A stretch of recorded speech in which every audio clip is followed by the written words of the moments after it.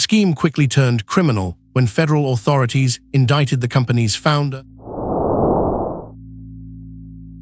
When a massive auto parts conglomerate filed for bankruptcy in late 2025, Wall Street expected a routine corporate restructuring. Instead, they uncovered a staggering web of hidden debt and fraudulent invoices that ballooned total liabilities up to $50 billion. Overnight, this sudden collapse sent shockwaves through the global financial system, leaving some of the world's largest banks completely blindsided. The company at the center of this financial disaster was First Brands Group, an industry giant that quietly controlled household names like FRAM filters, Autolite spark plugs, and Trico windshield wipers. For years, they aggressively bought up over 15 rival manufacturers using heavy leverage, making them look like a highly successful empire. But behind the scenes, that empire was built on a foundation of pure sand. In September 2025, the illusion finally shattered when First Brands unexpectedly filed for Chapter 11 protection in a Texas court. While the public balance sheet showed several $1 billion in debt, the emergency bankruptcy filings exposed a black hole of up to $50 billion in liabilities. Shockingly, the company that supplied retail giants like Walmart and AutoZone had only $12 million of cash left. How does a company hide tens of billions of dollars from its own lenders?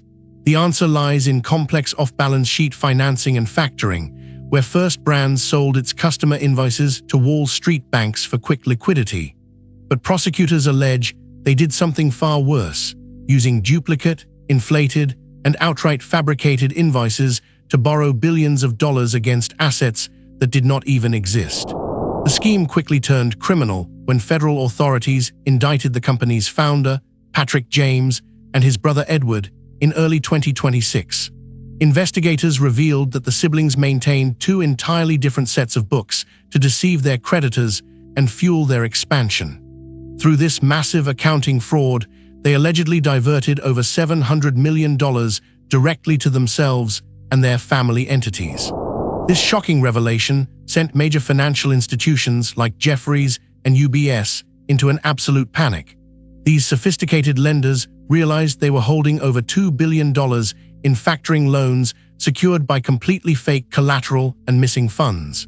Today, some of these supposedly secure loans are trading at less than 20 cents on the dollar, meaning investors are facing near-total wipeouts. The true terror of the First Brands collapse goes far beyond the auto parts industry. It has exposed a massive vulnerability in the shadow banking world, particularly the fast-growing, unregulated private credit market. Because these multi-billion-dollar deals are negotiated in private and avoid strict regulatory oversight, no one actually knew how deeply infected the financial system had become until it was too late. Now, as the iconic brands under First Brands face liquidation and chaotic asset sales, Wall Street is left looking for other credit cockroaches. This disaster proved that even the most trusted, everyday brands can be hollowed out by greed and aggressive financial engineering. The only question left for nervous investors is which heavily indebted corporate giant will be the next domino to fall.